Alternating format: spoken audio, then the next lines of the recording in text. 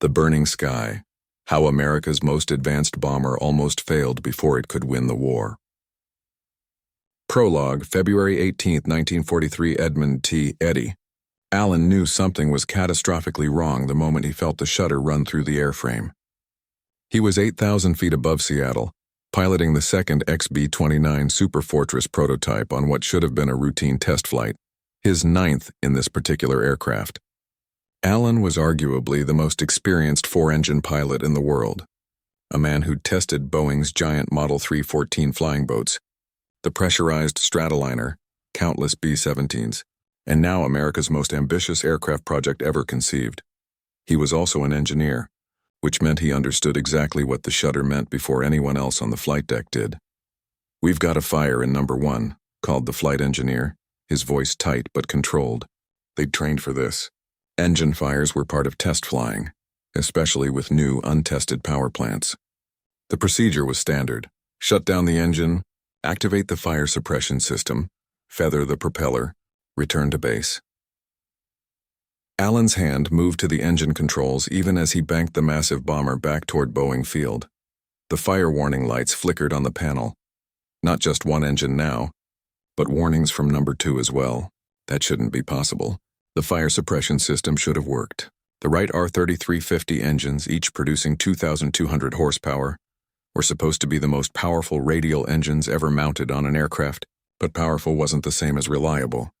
Number 2's on fire. The engineer's voice had lost its control now, replaced by naked fear. Allen could see smoke streaming from the left wing now, thick black smoke that meant more than just an engine fire. That meant fuel lines. That meant spreading flames that could reach the wing tanks. That meant they had minutes, maybe less. The radio crackled. Allen's voice, captured on the tower recording, would become one of the most chilling transmissions in aviation history. "Going to try to get back to the field. I'm pretty sure we can make it, but I'm not going to be able to get it back to Boeing Field. We better get over toward the south end of the lake." He never made it. At 12:20 p.m., the XB-29 dove into the Fry Meatpacking Company building in downtown Seattle. The impact killed Allen and his 10-man crew instantly. The subsequent fire killed 20 people on the ground and injured dozens more. The second XB-29 prototype, Boeing serial number 42003, the aircraft that was supposed to prove America could build a super bomber that would win the Pacific War, was completely destroyed. More frighteningly, the crash had exposed a fundamental flaw that threatened to kill the entire B-29 program before a single aircraft reached combat. The Wright R-3350 engine, the technological marvel that made the Superfortress possible, had a terrible secret. It was a flying incendiary device waiting to ignite, and America had already ordered 464 B-29s at $600,000 each before the first prototype had even flown. Chapter 1: The Billion-Dollar Gamble. To understand why America bet everything on an aircraft with engines that regularly burst into flames, you have to go back to 1938, when the concept of a super bomber was still science fiction. The world was arming for war. Nazi Germany had torn up the Treaty of Versailles and was building the Luftwaffe into a formidable air force. Japan had invaded China and was expanding its empire across the Pacific. And the United States, still clinging to isolationism despite the growing storm, was woefully unprepared for the conflict that seemed inevitable. The U.S. Army Air Corps, it wouldn't become the Army Air Forces until 1941, was operating mostly B-17 Flying Fortresses and B-18 Bolos, neither of which could reach across oceans. If America had to fight Germany and Japan simultaneously, which seemed increasingly likely, the existing bomber force would be inadequate. The B-17, magnificent as it was, had a combat radius of maybe 800 miles. To strike Germany from Britain was one thing. Britain was an unsinkable aircraft carrier just across the channel. But to strike Japan from anywhere required a bomber that could fly 3,000 miles with a bomb load, operate at altitudes where enemy fighters couldn't reach, and survive the kind of combat damage that would destroy conventional bombers. In March 1938, Boeing began internal design studies for what would become the Model 345, a pressurized long-range bomber that would make the B-17 look primitive by comparison. The company was gambling its own money on a concept that the military hadn't even formally requested yet. Boeing's engineers envisioned an aircraft with a pressurized cabin, unheard of in bombers, remote-controlled gun turrets, pure science fiction, and a range exceeding 5,000 miles. The performance requirements were staggering. Carry 20,000 pounds of bombs to a target 2,667 miles away at a speed of 400 miles per hour, at an altitude of 30,000 feet. No aircraft in existence could meet even half of those specifications. By December 1939, the Army Air Corps made it official, issuing formal specifications for a super bomber. Boeing, Lockheed Consolidated, and Douglas all submitted designs. Boeing's Model 345 was the most radical, featuring innovations that wouldn't become standard in aviation for another decade. Tricycle landing gear, pressurized crew compartments, an analog computer fire control system, and most significantly, 4 massive Wright R3350 duplex Cyclone engines. The R3350 was a monster. It was a twin-row 18-cylinder radial engine displacing 3,350 cubic inches, nearly twice the size of the engines powering the B-17. Each engine weighed 295 pounds dry and produced 2,200 horsepower. To put that in perspective, the entire engine generated more power than a modern diesel locomotive. The engine was 55 inches high, 76 inches wide, and when running at full power, consumed fuel at a rate that would have powered several automobiles. But the R3350 had a fundamental problem that wouldn't become apparent until too late. It generated so much heat that it couldn't cool itself adequately. The 18 cylinders, arranged in 2 tight rows, produced temperatures exceeding 500 degrees Fahrenheit. The cooling fins couldn't dissipate heat fast enough. The cowling design didn't allow sufficient airflow, and when the engines were fitted with General Electric turbo superchargers to maintain power at high altitude, the heat problem became exponentially worse. Wright Aeronautical, the company building the R3350, knew about the cooling problems. They'd known since the early development phase, but they also knew that if they admitted the engine wasn't ready, Boeing would go with a different power plant, and Wright would lose the most lucrative engine contract in aviation history. So they downplayed the problems, assured Boeing and the Army Air Corps that the issues were minor and being resolved, and continued production. In May 1941, before the first XB-29 had even flown, the Army Air Corps ordered 250 production B-29s by September 1942. The same month the first prototype made its maiden flight, orders had increased to 164 aircraft. The commitment was staggering. America was betting approximately $3 billion, over $55 billion in 2024 dollars, on an aircraft that hadn't been proven in flight. Powered by engines that hadn't been adequately tested, it was the largest single weapons procurement program in American history, up to that point exceeding even the Manhattan Project's cost by more than $1 billion. And nobody knew that the engines were going to try to kill everyone who flew in them. Chapter 2. The engine from Hellflight engineer Master Sergeant Robert K. Morgan had flown 25 combat missions over Europe in B-17 Flying Fortresses. He'd faced German flak batteries, Me-109 fighters, and the constant terror of flying through clouds of exploding steel at 25,000 feet. He'd seen engines shot out, wings shredded, friends killed. But nothing in his European combat experience had prepared him for the Wright R3350. Morgan transferred to B-29s in early 1944, when the 20th Air Force was forming for operations against Japan. The training base was at Grand Island, Nebraska, where crews fresh from B-17s and B-24s were transitioning to the Superfortress. Morgan's first familiarization flight was on a bright, cold morning in February. The aircraft was brand new, just delivered from the Wichita Modification Center, gleaming aluminum with that distinctive B-29 profile, the long, slender fuselage, the swept vertical stabilizer, the graceful wings that seemed impossibly thin for such a massive aircraft.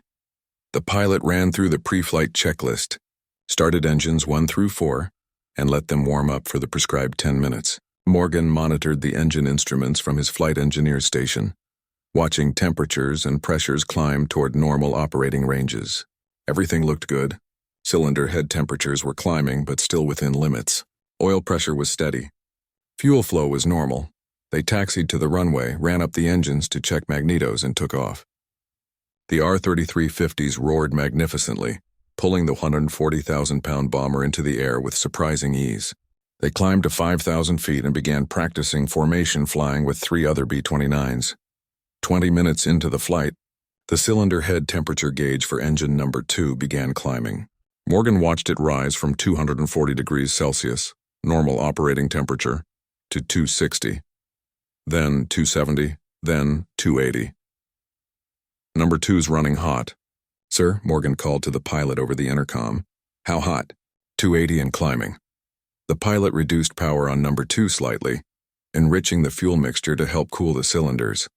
The temperature stabilized at 285 degrees, just below the red line at 290.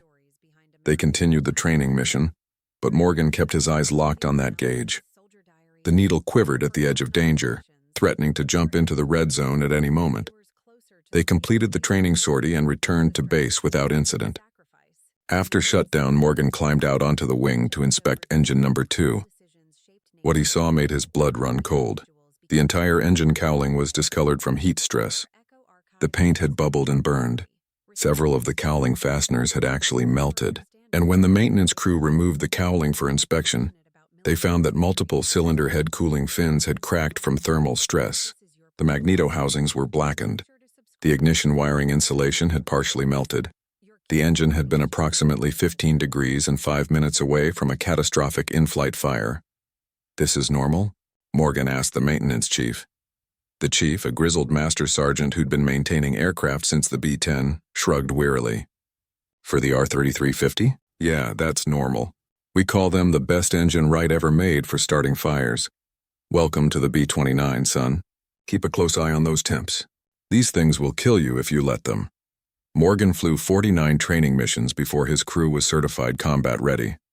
On 16 of those missions, at least one engine overheated badly enough to require power reduction or early termination of the flight.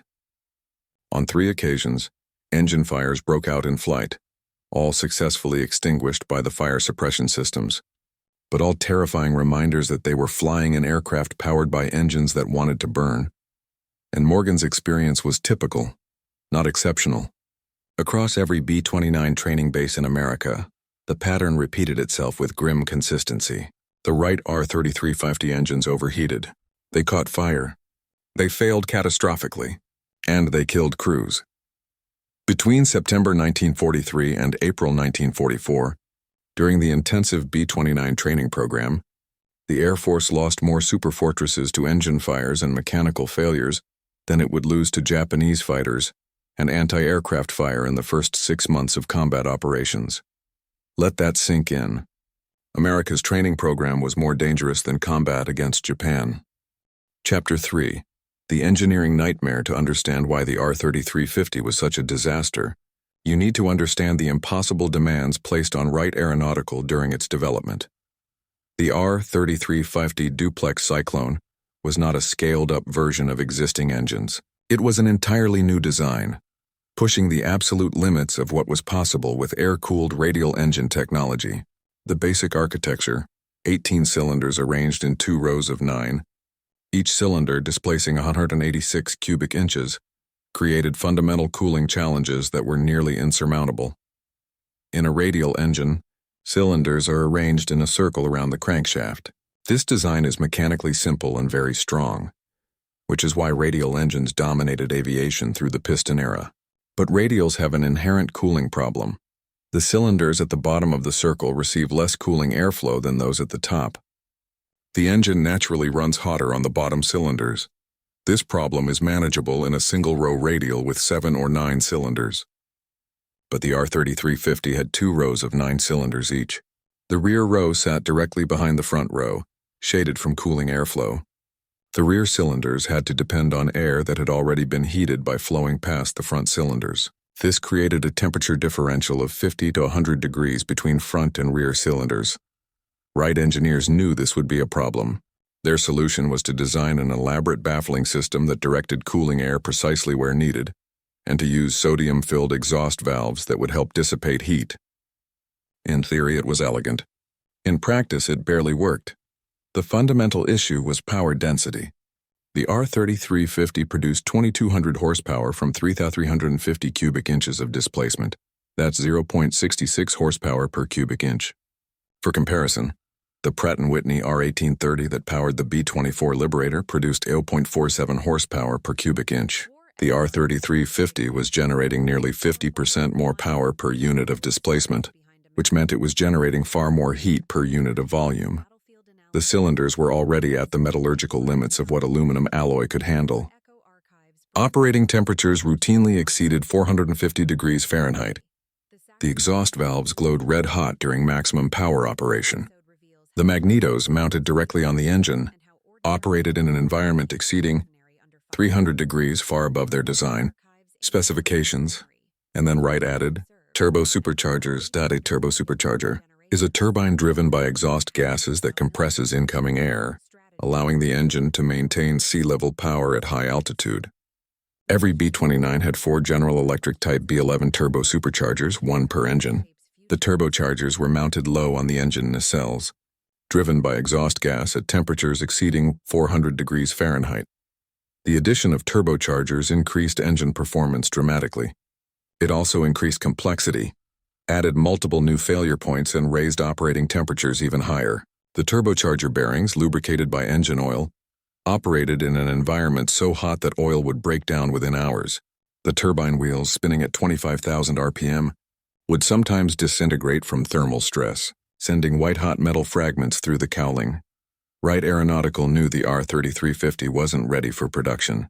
Internal company memos from 1942, declassified decades later, show engineers warning management that the cooling problems were severe and required fundamental redesign.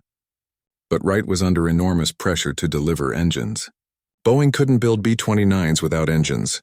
The Army Air Forces desperately needed the Superfortress in combat. And Wright's competitors, Pratt & Whitney and Allison, were eager to take over the contract if Wright couldn't deliver. So Wright delivered engines they knew were flawed. And men died as a result. Chapter 4. The Battle of Kansas. By late 1943, B-29s were rolling off assembly lines at 4 massive factories: Boeing plants in Wichita, Kansas, and Renton, Washington, a Bell plant in Marietta, Georgia, and a Martin plant in Omaha, Nebraska.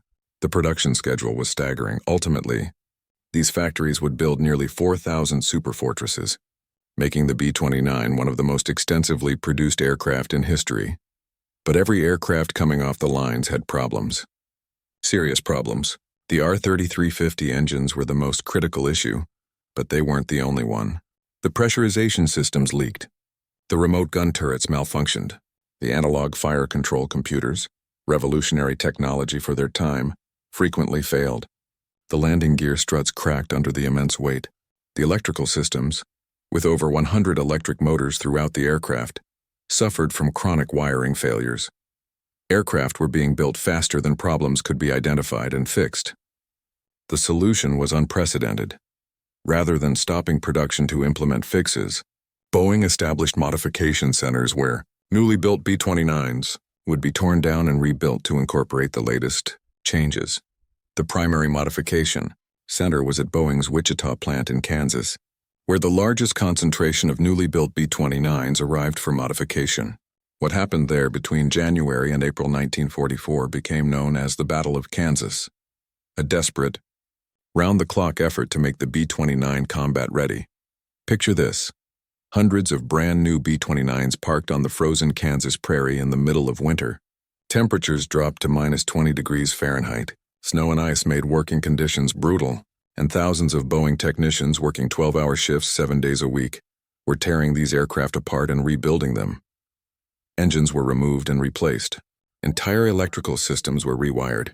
Gun turrets were removed, modified, and reinstalled. Wing panels were replaced. The work had to be done outdoors because the B-29 was too large to fit in existing hangars. Mechanics worked in sub-zero temperatures, wearing heavy coats and insulated gloves, trying to perform precision work on sophisticated systems. The modification list for each aircraft ran to hundreds of items. On some aircraft, the changes were so extensive that it would have been faster to build a new aircraft from scratch than to modify the existing one. But stopping wasn't an option. General Henry Hap Arnold, commander of the Army Air Forces, had promised that B-29s would be bombing Japan by May 1944. That promise had been made to President Roosevelt, who'd made it to Joseph Stalin, who needed American bombers to convince him the Western Allies were serious about winning the war. Political pressure drove the schedule. Men froze their fingers to metal airframes. Mechanics worked through exhaustion and bitter cold. And slowly, aircraft that had rolled off assembly lines as barely flyable prototypes were transformed into combat-capable bombers. But the one thing the Battle of Kansas couldn't fix was the engines. Wright Aeronautical was making improvements, adding better baffling, improving the oil cooling system, strengthening components that were failing. But the fundamental problem remained. The R-3350 generated more heat than could be adequately dissipated. By April 1944, when the first B-29 combat wings deployed to India and China for operations against Japan, the engine problems had been reduced but not eliminated. Cylinder head temperatures still spiked into the danger zone, engines still caught fire, and crews still watched their temperature gauges with the constant knowledge that at any moment, one of those massive Wright cyclones might transform from a 200 horsepower Marvel into a 2,600-pound bomb. Chapter 5. Baptism by Fire. The first B-29 combat mission against Japan was flown on June 5, 1944, from bases in India, with a target in Bangkok, Thailand. It was not auspicious. Of the 98 B-29s that attempted to take off, 14 aborted before leaving the ground due to mechanical failures. 5 more crashed on takeoff or shortly after, killing most of their crews. Of the 79 aircraft that actually reached the target area, 42 experienced serious mechanical problems during the mission. 18 aircraft made emergency landings at alternate airfields. 4 were lost to causes other than enemy action, engine, failures leading to crashes.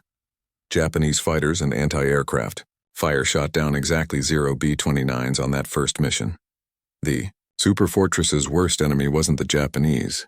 It was the Wright R-3350. The pattern continued through the summer of 1944. B-29 crews operating from primitive airfields in India and China faced a terrifying reality. Roughly 20% of all combat losses were due to mechanical failures, primarily engine problems. Another 40% of missions experienced serious mechanical difficulties that forced early returns. Emergency landings or in-flight shutdowns. Captain Robert Fitzgerald, a B-29 aircraft commander with the 40th Bomb Group, kept a detailed personal diary of his combat tour. His entries are filled with anxiety about engines rather than enemy fighters. June 15, 1944, mission to Yawata, Japan. Lost number 3 engine 30 minutes into the flight. Cylinder head temps went to 340 degrees before we could get it shut down and feathered. Made it back on 3 engines. Post-flight inspection showed 6 cracked cylinders and a burned exhaust valve. Maintenance says this is normal wear. July 7, 1944, training flight. Number 4 caught fire during climb-out. Fire suppression worked, but engine is destroyed. Scared the hell out of all of us. That's 3 engine fires on our aircraft in the last month. July 29, 1944, mission to Anshan. Number 2 overheated badly during the bomb run. We couldn't reduce power because we were under fighter attack. Watched the temps climb past 320, past 330, expecting fire at any second. Engine held together, but maintenance found melted piston rings and scored cylinders. They're replacing the whole engine. August 20th, 1944. Lost number 1 engine on takeoff. Aircraft ahead of us crashed on takeoff, also engine failure. 3 men killed. This is insane. The Japanese aren't killing us, our own engines are.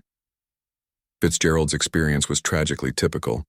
Across all B-29 units in the China-Burma-India theater, engine-related problems caused more losses than enemy action during 1944. The numbers are stark. B-29 losses. China-Burma-India theater, June-December 1944. Lost to Japanese fighters, 23 aircraft. Lost to Japanese anti-aircraft fire, 11 aircraft. Lost to engine failures and fires, 47 aircraft.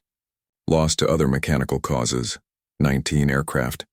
The engines that were supposed to make the B-29 invincible were instead making it one of the most dangerous aircraft to fly, for its own crews. Chapter 6. The human cost First Lieutenant Carl Barthold was a B-29 flight engineer with the 444th Bomb Group. His aircraft was nicknamed Rover Boys Express, and between June 1944 and February 1945, He flew 32 combat missions against targets across Asia. He survived the war and lived until 1998, when he was interviewed for an oral history project about B-29 operations. His account of a mission on November 21, 1944, provides visceral detail about what it was like to manage engines that were constantly trying to kill you. We were attacking a target near Omura, Japan, aircraft factories. It was about a 2,800-mile round trip from our base in the Marianas. We'd only been in the Marianas a few weeks, and the missions were longer than anything we'd flown from China. We took off at dawn with full fuel and full bomb load. The takeoff roll seemed to last forever. Those R-3350s really had to work to get a fully loaded B-29 airborne, especially in the tropical heat of the Marianas. All 4 engines were running hot during climb-out. Cylinder head temps in the 270-280 range, which was normal but worrying. About an hour into the flight, number 3 started running hotter than the others. I watched it climb to 290, then 295. I called the pilot and we reduced power on that engine slightly and enriched the mixture. The temperature came down to about 285 and stabilized there. We joined up with our formation and continued toward Japan. The weather was good, scattered clouds, light winds.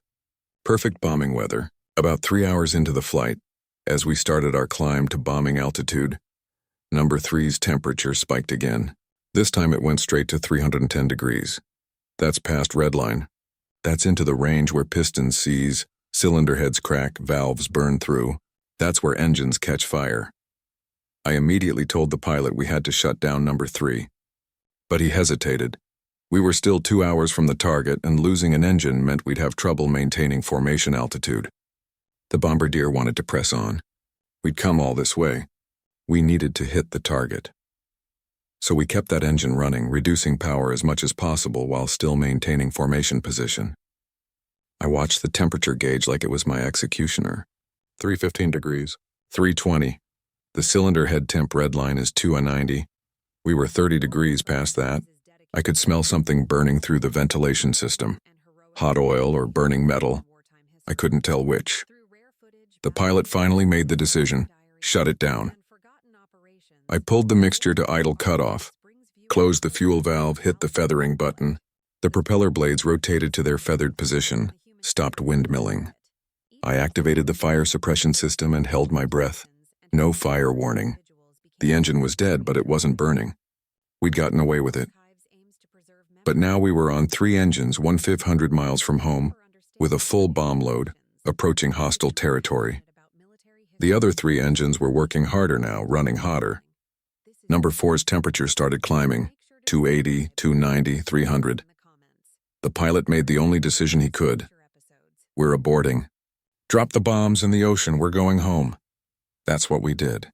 We dropped 10,000 pounds of bombs into the Pacific Ocean and turned for home. The entire mission, 12 hours of flying, all that fuel, all that effort, wasted because the damn engines couldn't be trusted to run for more than a few hours without overheating. On the way back, number 4 kept threatening to fail. We babied it, constantly adjusting mixture and RPM, watching the temperatures creep toward redline. At one point I thought we were going to lose another engine, which would have meant ditching in the ocean. But number 4 held together just barely. We made it back. Post-flight inspection showed number 3 had multiple cracked cylinders, burned valves, and melted piston rings. The engine was completely destroyed. Number 4 wasn't much better. Both engines had to be replaced. That was mission number 19 for me. I flew 13 more. On 5 of those remaining missions, we had serious engine problems. On 3, we had to shut down engines in flight. That was just normal operating procedure for the B-29. You expected engines to fail. You expected to fly home on 3 engines, or even 2 if you were unlucky.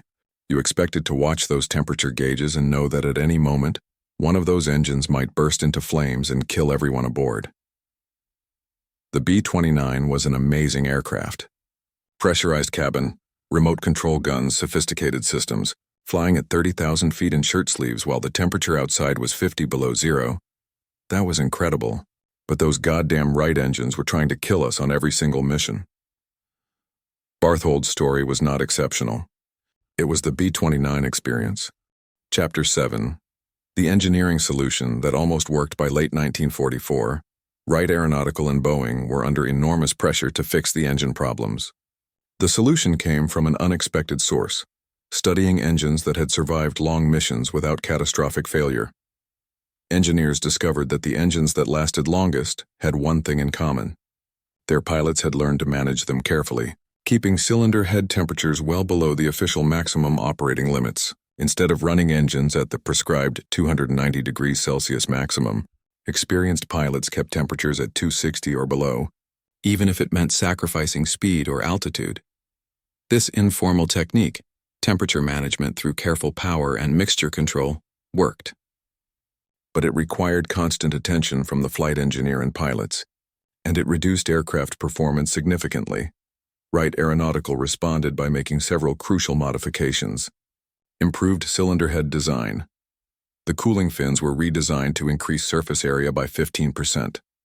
This improved heat dissipation but required replacing cylinder heads on existing engines. Better baffling. The engine cowling baffles were completely redesigned to direct cooling air more effectively to the rear cylinders. This modification could be retrofitted to existing engines. Upgraded oil cooling. Larger oil coolers were installed, and the oil system was modified to improve circulation. Hot oil was causing bearing failures and contributing to overall engine temperatures. Carburetor modifications.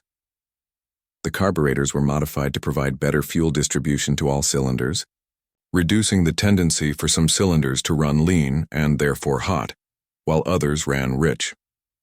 Magneto improvements. The magnetos were repositioned and better shielded from heat. Ignition failures caused by overheated magnetos had been a major problem. Turbocharger bearing upgrades. The General Electric turbocharger bearings were upgraded with better materials and improved lubrication. Turbocharger failures had been causing many engine fires.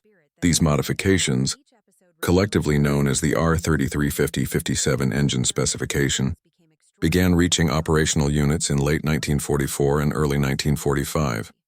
The improvement was dramatic. Engine failure rates gassed R3350-23 early models, 7.2 failures per 1,000 engine hours. R3350-57 improved models, 2.1 failures per 1,000 engine hours. The improved engines still ran hot. They still required careful management, but they were survivable. Crews could trust them to complete missions without catastrophic failure, most of the time. Chapter 8. The Fire Raids in March 1945. General Curtis LeMay made a decision that would change the nature of B-29 operations and partially solve the engine problems, through tactics rather than engineering. LeMay ordered his B-29s to stop bombing from 30,000 feet. Instead, they would attack at night from 5,000 to 8,000 feet, carrying maximum loads of incendiary bombs rather than high explosive ordnance. The tactical reasoning was sound. Japanese air defenses couldn't effectively engage bombers at night. Flying low meant the R-3350 engines didn't have to work as hard. No high-altitude climb, no need to maintain maximum power for hours. The reduced altitude also meant turbochargers weren't needed, which eliminated one of the major sources of engine problems. On the night of March 9 to 10, 1945, 325 B-29s attacked Tokyo from low altitude, carrying over 1,600 tons of incendiary bombs. The resulting firestorm killed approximately 100,000 people and destroyed 16 square miles of the city. It was the most destructive bombing raid in human history, worse than either atomic bombing. But from an engineering perspective, the most significant aspect was that the low-altitude mission profile dramatically reduced engine stress. Of the 325 B-29s that participated, only 14 experienced serious engine problems. That was a failure rate of 4.3%, compared to 20 to 30% failure rates on high-altitude missions earlier in the war. The pattern continued through subsequent fire raids on Japanese cities. Flying low, without the stress of high-altitude operations, the R-3350 engines performed far better. They still ran hot, still occasionally failed, but the failure rates were tolerable. Ironically, the tactical innovation that made the B-29 campaign devastatingly effective against Japan was also the operational adjustment that finally allowed the aircraft's problematic engines to be used successfully. Chapter 9. The atomic mission, August 6, 1945, Colonel Paul Tibbets piloted the B-29 Enola Gay on the most consequential bombing mission in history. The aircraft carried a single bomb, Little Boy, a uranium-based atomic weapon, to Hiroshima, Japan. The mission profile was carefully designed to minimize engine stress. The bomb weighed 9,700 pounds, leaving the aircraft significantly under maximum gross weight. The flight plan called for cruising altitude of 31,000 feet, high enough to be safe from Japanese defenses, but not so high that the engines would be overstressed. 4 spare B-29s were positioned along the route in case Enola Gay suffered mechanical problems. If any engine failed, Tibbets was to immediately transfer to one of the backup aircraft. The mission was too important to risk to engine failure. The flight took 6 hours each way. All 4 R-3350 engines ran flawlessly. Post-flight inspection showed normal wear and no unusual problems. 3 days later, Major Charles Sweeney piloted Boxcar, carrying the Fat Man plutonium bomb to Nagasaki. His mission was more problematic. A fuel system malfunction prevented him from accessing 600 gallons of fuel in the reserve tank, and weather forced him to divert to the secondary target. But the engines ran perfectly despite the extended mission and fuel crisis. The 2 atomic bombing missions represent a peculiar bookend to the B-29 engine story. After years of catastrophic failures, fires, and mechanical nightmares, the R-3350 engines ran flawlessly on the 2 missions that mattered most in history. Whether this was due to improved engineering, careful maintenance, or simply luck is debatable, but the symbolism is clear. The engines that had nearly killed the B-29 program performed perfectly when the fate of the war, and perhaps human history, depended on them. Chapter 10. The Aftermath and Legacy. By the time Japan surrendered on August 15, 1945, the B-29 had flown approximately 33,000 combat sorties and dropped 170,000 tons of bombs. It had proven to be a devastatingly effective weapon, destroying Japanese industry, burning Japanese cities, mining Japanese harbors, and finally delivering the atomic weapons that ended the war. But the cost in aircraft and crews lost to mechanical failures, primarily engine failures, was staggering. B-29 combat losses. Entire Pacific War. Lost to enemy action, fighters, and A-414 aircraft. Lost to mechanical failures, 414 aircraft. Lost to operational accidents, 267 aircraft. The mechanical failure number is extraordinary. More B-29s were destroyed by their own engines than by Japanese defenses. Each lost aircraft represented 11 crew members: pilots, navigators, bombardiers, flight engineers, gunners, radio operators.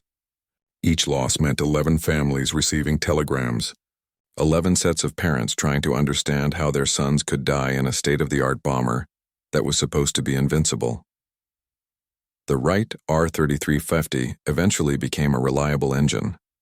Post-war versions powered aircraft well into the 1960s, including the Douglas DC-7 airliner and the Lockheed Super Constellation. By the 1950s, with continued development and refinement, the R-3350 achieved reliability rates comparable to other large radial engines. But that reliability came too late for the hundreds of B-29 crews who died because the engine was rushed into production before it was ready. Chapter 11. The Unsung Heroes. While pilots and bombardiers received medals and recognition, the men who really won the engine war were the maintenance crews who kept those temperamental R-3350s running under impossible conditions. Technical Sergeant James Kawamoto was a Japanese-American mechanic with the 73rd Bomb Wing, operating from Saipan in the Mariana Islands. His family had been interned at the Manzanar camp in California, while he served in the Army Air Forces, the ultimate irony of wartime America. Kawamoto kept a maintenance log that survived the war and provides insight into what keeping B-29s operational actually required. His entry from December 1944 is typical. Aircraft 4469803 returned from mission, with number 2 engine running rough and cylinder head temps exceeding limits. Post-flight inspection revealed 7 cracked cylinders, burned exhaust valves on 3 cylinders, and thermal damage to magnetos. Decision made to replace entire engine. Problem: no replacement engines available on island. Nearest spare engine is at Guam, 120 miles away. Weather is marginal for inter-island flight. Solution: cannibalized engine from aircraft 44-69721, which was damaged in landing accident last week. That aircraft has good engines but bent landing gear. Worked through the night removing serviceable engine from 721 and installing on 803. Removing a B-29 engine in field conditions is brutal work. The R-3350 weighs 2,600 pounds. We don't have a proper engine hoist, so we rigged a chain hoist from a steel beam positioned on oil drums. 6 men working together can remove and install an engine in about 16 hours if nothing goes wrong. Everything went wrong. The mounting bolts were seized from heat stress. Had to cut 2 of them with a cutting torch. One of the engine mounts was cracked and had to be replaced. Welded a new mount at 2 a.m. using a portable welding rig. The cowling fasteners were corroded from salt air. We're 100 miles from the mainland, but the salt air destroys everything. Had to drill out 14 frozen fasteners. Finished installation at 0800. Ran engine through ground checks, mag check, run-up, full power test. Everything looked good. Signed off the aircraft as mission ready. The crew flew it that afternoon on a mining mission to Tokyo Bay. They came back reporting the replacement engine ran perfectly. That's 6 men working 16 straight hours to replace 1 engine so that 1 aircraft could fly 1 mission. We have 64 B-29s on this island.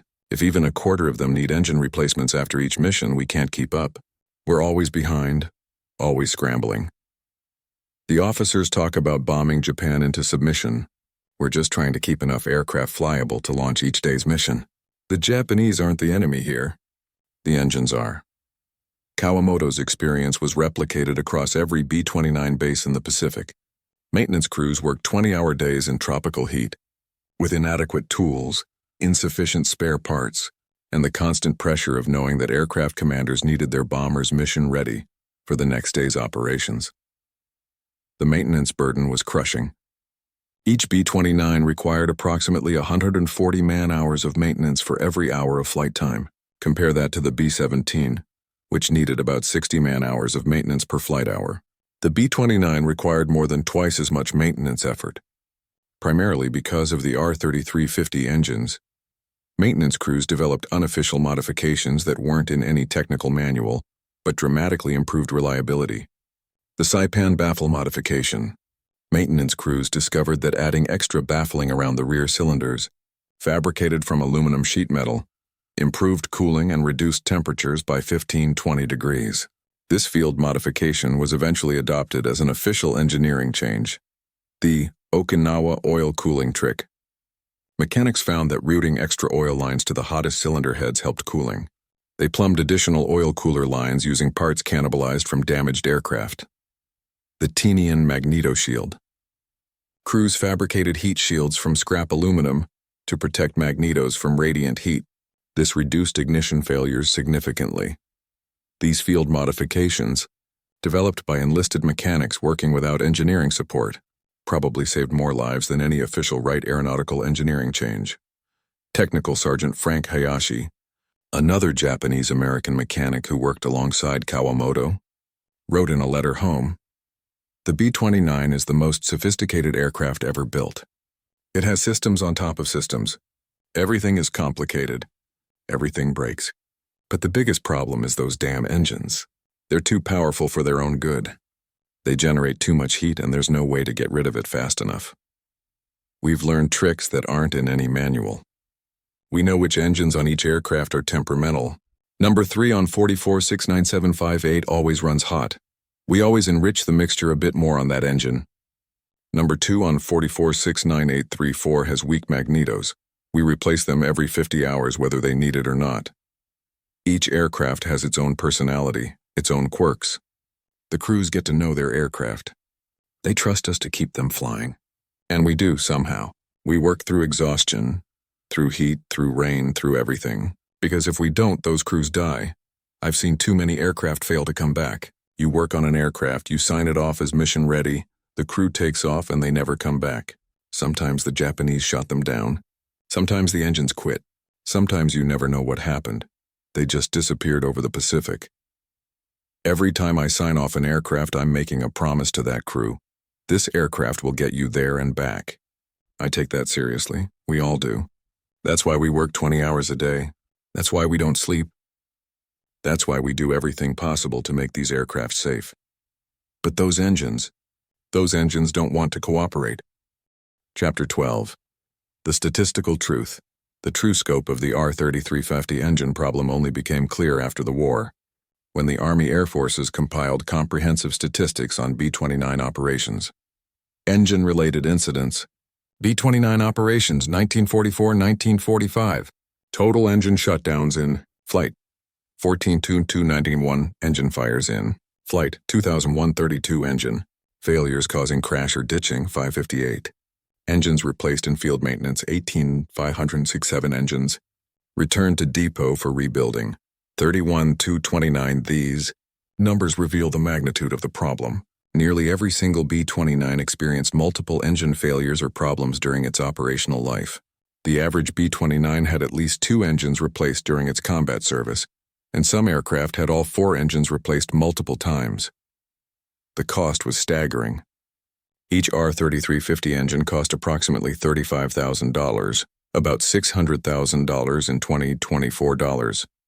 The 31,229 engines returned to depot for rebuilding represented over $1 billion in 1945 dollars, equivalent to nearly $20 billion today.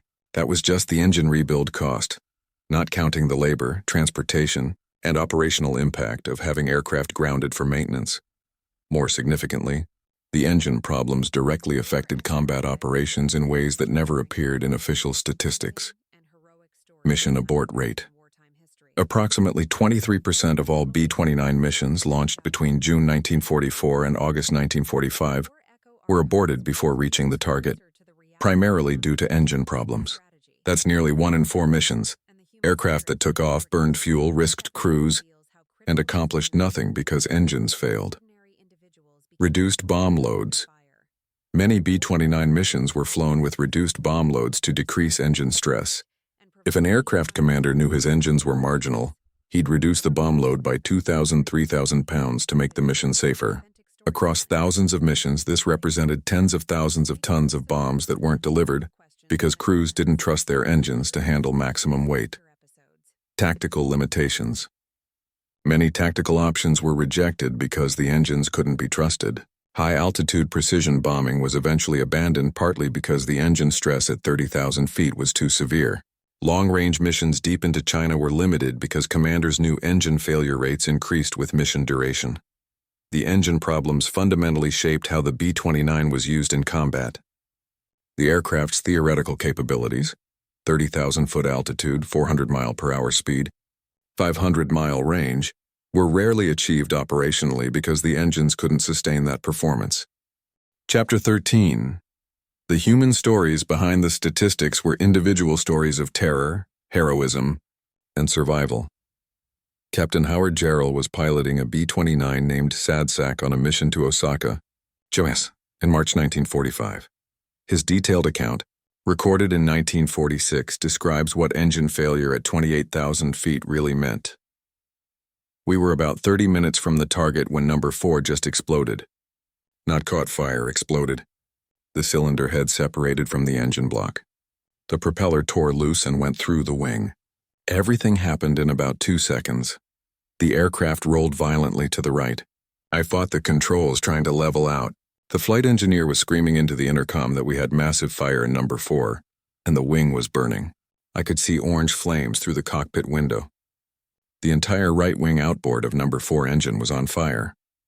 I hit the fire suppression for number 4, but it didn't do anything. The engine was just gone, and the fire was in the wing structure, not the engine. The co-pilot was pulling the fire handles. The flight engineer was shutting off fuel to that wing. Everyone was doing everything by the book, but the fire was spreading. We were carrying 10,000 pounds of bombs and we were over Japan. I made the decision, bail out. I hit the alarm bell and ordered everyone out. The bombardier opened the bomb bay doors and salvoed the entire bomb load. At least we wouldn't blow up when we hit the ground. The crew started bailing out through the nosewheel well. That was the quickest way out. I kept the aircraft level while they evacuated. The flight engineer stayed at his station, managing the other 3 engines, helping me control the aircraft. Good man, best flight engineer I ever flew with. 8 crew members got out. Then the flight engineer went. Then the co-pilot. I was alone in the aircraft, 27,000 feet over Japan, aircraft on fire, trying to decide if I could make it to the ocean before it blew up, or if I needed to bail out. The fire was getting worse. I could feel heat through the cockpit wall. The aircraft was becoming uncontrollable. The wing was burning through, the control surfaces were failing. I set the autopilot, hoping it would keep the aircraft level for a few more seconds, and I went out through the nose wheel well. Falling through 25,000 feet of air gives you a lot of time to think. I thought about my crew. Were they all alive? Did everyone get out? I thought about that damn engine. Why did it explode? We'd just had all 4 engines inspected 2 days ago. Everything checked out. And I thought about all the other crews flying B-29s with the same engines, wondering if their engines would explode too. I landed in a rice paddy about 20 miles from Osaka. Broke my ankle on landing. Japanese civilians found me within an hour and turned me over to the military. I spent the rest of the war as a POW. I later learned that all 11 crew members survived the bailout. 9 were captured, 2 evaded and were picked up by Chinese guerrillas. We all made it through the war. But Sadsak didn't. The aircraft crashed about 5 miles from where I landed. The Japanese investigated and concluded the crash was caused by engine failure and fire. That was mission number 16 for me. I never flew another B-29 mission. Spent the rest of the war in a POW camp, wondering if that damn Wright engine had tried to kill me specifically, or if it was just doing what Wright engines did, fail catastrophically without warning. Gerald's experience was repeated hundreds of times. Crews bailing out over Japan or the Pacific because engines failed. Men becoming prisoners of war because of mechanical failure rather than combat damage. And the constant gnawing fear that the engines were as dangerous as the enemy. Lieutenant Robert Morgan, the flight engineer mentioned earlier who'd transitioned from B-17s, flew 35 combat missions in B-29s. He experienced serious engine problems on 22 of those missions. On 4 missions, engines had to be shut down in flight. His detailed memoir, published in 1998, includes this reflection. Flying B-17s over Germany, I was scared of flak and fighters. Those were the things that would kill you. But I trusted the aircraft. The B-17 was solid, reliable. The Wright Cyclone engines that powered the B-17 were good engines. They'd take battle damage and keep running. They'd run for hours without complaint. You could trust them. The B-29 was different. I was always scared of the engines.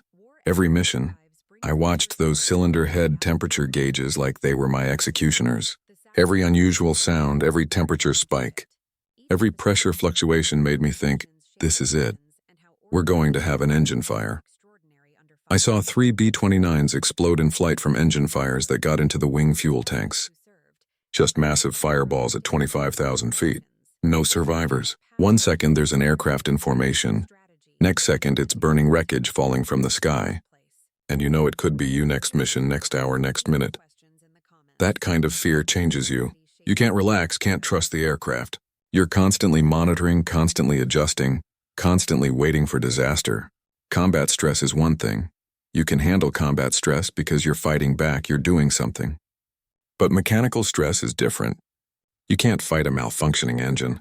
You can't shoot back at an overheating cylinder. You're helpless. I finished my B-29 tour in May 1945. When I walked away from my last mission, I kissed the ground and swore I'd never fly another B-29, and I didn't. After the war, I worked for United Airlines flying DC-6s and DC-7s, both powered by R-3350 engines, ironically. But those engines were different. They were reliable. They were refined. They were what the B-29 engines should have been in 1944. I'm proud of what we accomplished in the B-29. We helped win the war. We brought our crews home, most of them. But I'll never forget watching those temperature gauges, waiting for engines to fail, knowing that any mission could be my last because some damn engine decided to catch fire. Chapter 14. The engineers who knew, after the war ended, a congressional investigation examined the B-29 program, including the engine problems. Declassified testimony from Wright aeronautical engineers revealed something shocking. They had known the R-3350 wasn't ready for production. Samuel Heron, Wright Aeronautical's chief engineer testified in closed session in 1946. We knew the R-3350 had cooling problems as early as 1941. We informed the Army Air Corps that the engine needed additional development time. We recommended delaying production until we could redesign the cylinder heads and improve the cooling baffling. We were told that delay was unacceptable. The Army needed the B-29 operational by 1944. Boeing couldn't build B-29s without engines. If we delayed production, we'd lose the contract to Pratt & Whitney or Allison. So we made the decision to proceed with production while continuing development work. We believed, and I emphasize this, we genuinely believed, that we could solve the cooling problems through ongoing engineering improvements while production continued. We thought we could fix it in flight, so to speak. That turned out to be overly optimistic. The cooling problems were more severe than we anticipated. The interaction between the turbo superchargers and the engine cooling proved more complex than our calculations predicted. And the operational demands, flying at maximum power for hours in tropical heat with minimal maintenance, exceeded what we'd designed for. Did we make mistakes? Absolutely. Should we have insisted on more testing before production? Probably. But understand the context. This was 1942-1943. The war was going badly. The Philippines had fallen. Guadalcanal was a near-run thing. There was genuine fear that Japan might win the Pacific War. Everyone was under enormous pressure to get weapons into combat as fast as possible. We made calculated decisions under uncertainty. Some of those decisions, in retrospect, were wrong. Men died because of choices we made. I've lived with that knowledge for years. I'll live with it for the rest of my life. Heron's testimony reveals the fundamental tension in wartime weapons development. The pressure to deploy new weapons as quickly as possible versus the need for thorough testing and refinement. The R-3350 was pushed into production before it was ready because the alternative, delaying the B-29 program for another year, was politically and strategically unacceptable. Other Wright engineers testified about specific decisions. George Meade, Wright's senior project engineer, described the cylinder head cooling problem. We knew the rear cylinders were running 75 to 100 degrees hotter than the front cylinders. The basic architecture of a two-row radial engine creates this problem. There's no way around it without fundamentally redesigning the engine. We tried multiple solutions. We tried different baffle configurations. We tried sodium-cooled exhaust valves. We tried improved cooling fin designs.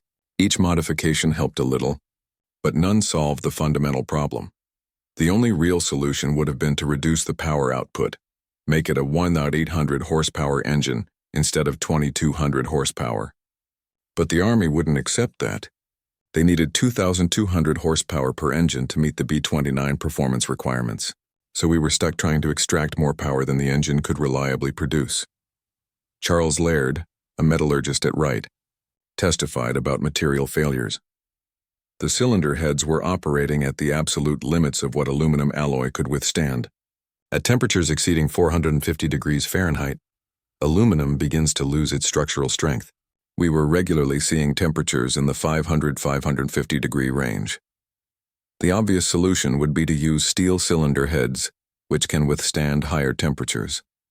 But steel is heavier than aluminum and weight was critical. Adding steel cylinder heads would have increased engine weight by 300 to 400 pounds per engine, far 600 pounds total for all four engines on a B-29.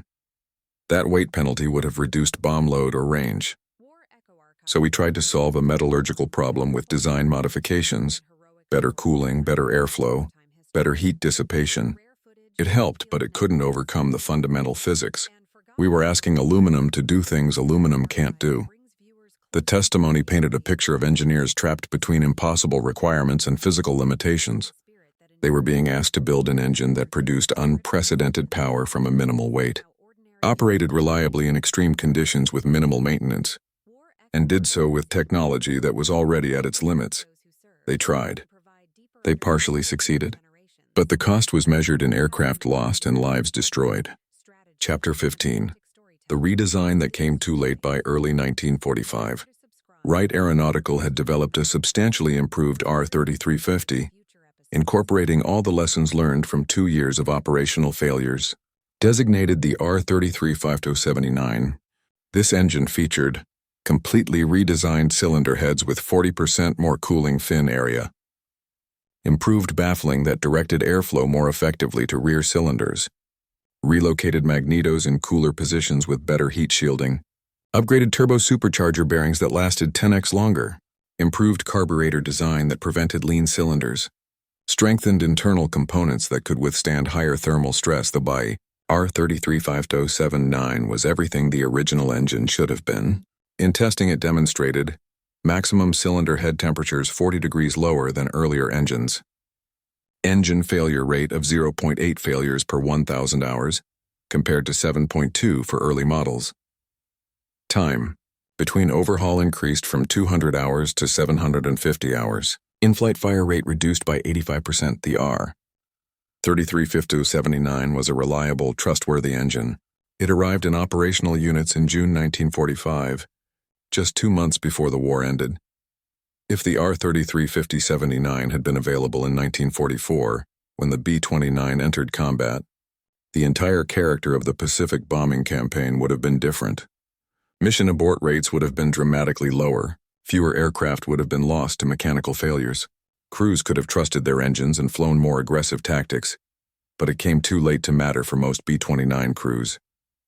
Master Sergeant Robert Morgan, the flight engineer whose story was told earlier, flew one mission in a B-29 equipped with R335279 engines. His logbook entry from July 1945 reads, "First mission with new spec engines, aircraft 4486343. All 4 engines R335079. Mission to Osaka, full bomb load, 2,800-mile round trip." The difference was remarkable. Cylinder head temperatures stayed in the 240-260 range throughout the mission. Temperatures we'd never seen before. No spikes, no overheating, no constant adjustment of mixture and RPM. The engines just ran, smoothly and reliably. For the first time in 36 missions, I wasn't watching the temperature gauges with constant fear. I could actually relax and do my job without expecting disaster at any moment. This is what the engines should have been all along. If we'd had these engines in 1944, how many crews would still be alive? How many aircraft wouldn't have crashed? How many missions wouldn't have been aborted? Better late than never, I suppose. But for a lot of guys who didn't make it home, these improved engines came too late.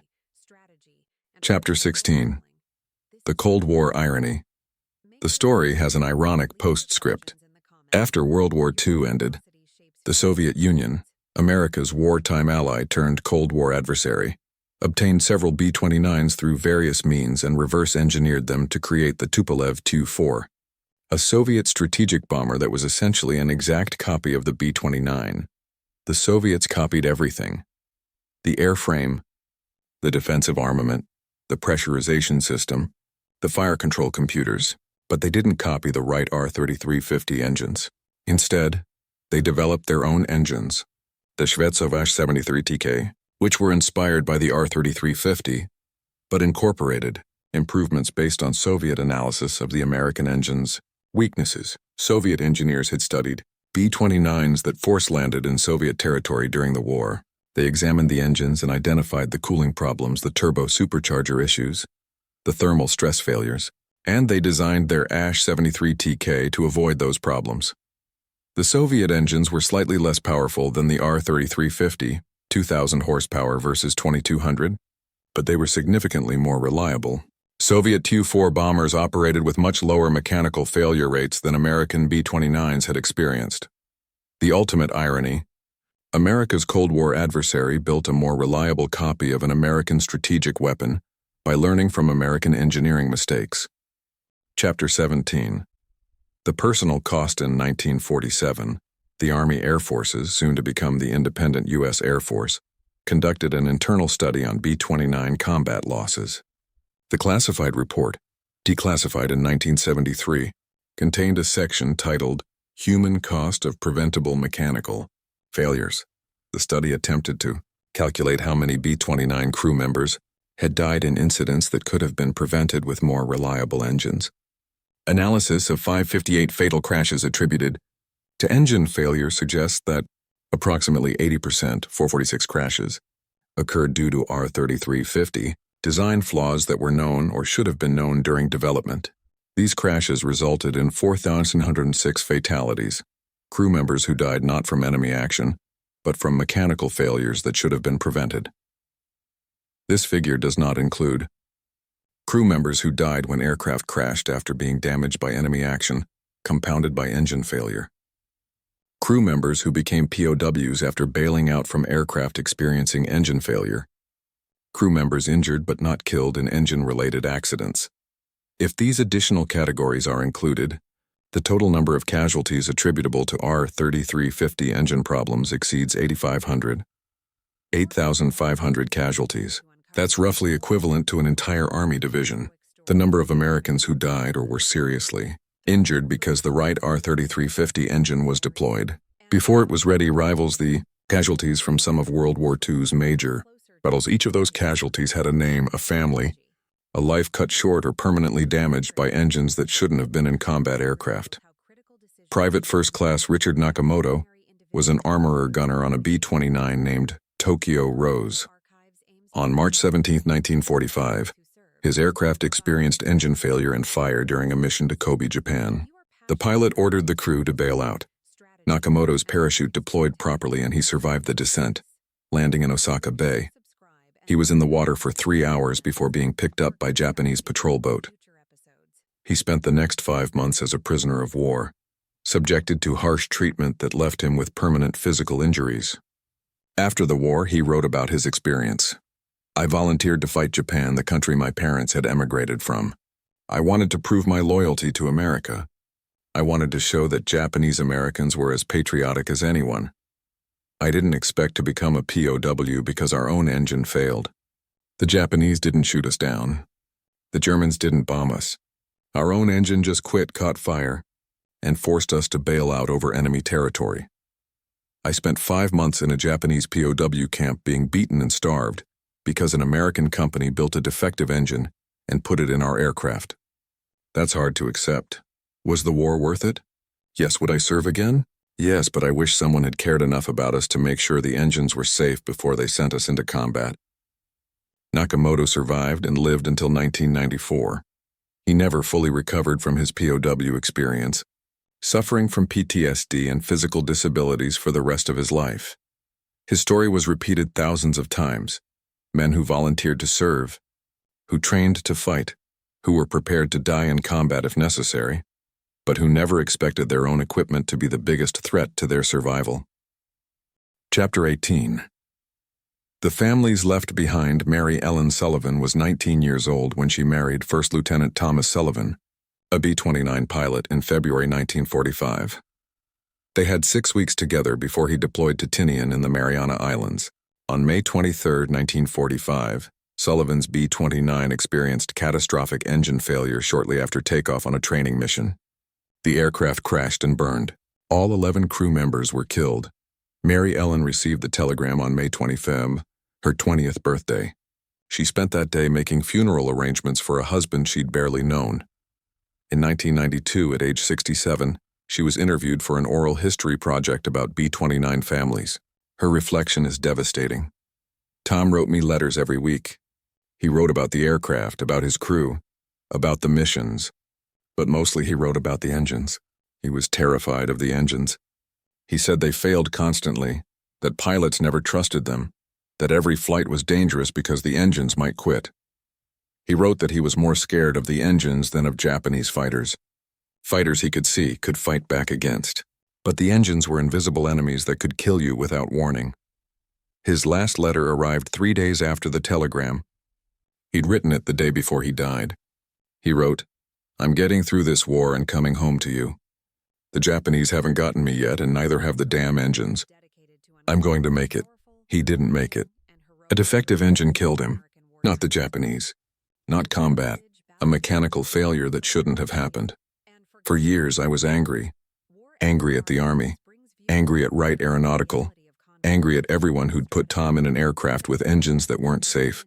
But eventually I realized that everyone was doing their best in an impossible situation. They were trying to win a war. Sometimes in war, terrible things happen and nobody's really to blame. But I never stopped missing Tom. And I never stopped wondering what our life would have been like if those engines had been reliable. If he'd finished his tour and come home, if we'd had the 50 years together that we should have had. There were thousands of Mary Ellen Sullivans, wives, parents, siblings, children, who lost loved ones to engine failures rather than enemy action. Their grief was complicated by the knowledge that these deaths were, in some sense, preventable. If the engines had been properly developed before deployment, if more testing had been done, if the problems had been fixed earlier, their loved ones might have survived. That kind of grief is particularly bitter. Combat deaths, however tragic, are at least comprehensible. Men went to war knowing they might die fighting the enemy. But dying because your own equipment was defective feels different. It feels like betrayal. Chapter 19. The Post-War Reckoning in the Immediate Aftermath of World War II. As America celebrated victory and honored its heroes, there was very little public acknowledgement of the B-29 engine problems. The official narrative focused on the superfortress's achievements. It had defeated Japan, delivered the atomic bombs, demonstrated America's technological superiority. The engine failures, the crashes, the preventable deaths. These were uncomfortable truths that didn't fit the victory narrative. Wright Aeronautical emerged from the war as a successful company. The R-3350, despite its wartime problems, became one of the most extensively produced aircraft engines in history, with over 90,000 units built. Post-war versions powered commercial airliners throughout the 1950s and early 1960s. The company's reputation wasn't damaged. Instead, they were celebrated as a key contributor to Allied victory. Boeing became the dominant aircraft manufacturer in America, building on the B-29's success to develop post-war bombers, airliners, and eventually jets that would dominate global aviation. The B-29's engineering achievements, pressurization, remote gun turrets, advanced systems, became foundations for future aircraft. Everyone involved in the B-29 program could point to genuine accomplishments. The aircraft had worked, had won the war, had demonstrated capabilities that changed strategic thinking about air power. But privately, many of the engineers and military leaders involved knew there was another story, a story of unnecessary casualties, preventable failures, and engineering compromises that had cost lives. General Curtis LeMay, who commanded B-29 operations in the Pacific, wrote in his private notes, published after his death, "The B-29 was a magnificent aircraft that could have been even better if we'd had more time to develop it properly. The engine problems were our biggest headache throughout the war. We lost good men to mechanical failures that shouldn't have happened. But war doesn't allow for perfect solutions. You work with what you have when you have it. The B-29, flaws and all, was what we needed when we needed it. It got the job done. That has to count for something. Still, I think about the crews we lost to engine failures. Those men were as much casualties of war as anyone shot down by the enemy. They paid the price for America's rush to get the B-29 into combat before it was completely ready. That's a cost we don't talk about much, but it's real." Chapter 20. Lessons learned and lessons forgotten. The B-29 engine crisis should have taught American military procurement several critical lessons. Lesson 1. Don't commit to large-scale production before completing adequate testing. Lesson 2. When engineers warn that a system isn't ready, listen to them. Lesson 3. Political pressure shouldn't override engineering judgment. Lesson 4. The true cost of a weapon system includes not just procurement cost, but also the human cost of premature deployment. These lessons were documented in post-war studies. They were taught at military staff colleges. They were incorporated into procurement regulations, and then they were forgotten. In the 1960s, the F-111 fighter bomber was rushed into production, despite serious engine and avionics problems. Aircraft crashed. Crews died. The program was eventually fixed, but at enormous cost. In the 1970s, the F-14 Tomcat entered service with engines that were unreliable and dangerous. Multiple aircraft were lost to engine failures before the problems were resolved. In the 1980s, the V-22 Osprey tiltrotor aircraft was developed despite fundamental questions about its engine and transmission systems. Development was plagued by crashes and mechanical failures. In every case, the pattern was familiar. Political pressure to deploy a new weapon system, engineering concerns dismissed or minimized, equipment fielded before it was ready, Unnecessary casualties from preventable failures. The institutional memory of the B-29 engine crisis fades with each generation. New engineers, new military leaders, new politicians face similar pressures and make similar decisions, often unaware that they're repeating mistakes made 80 years ago.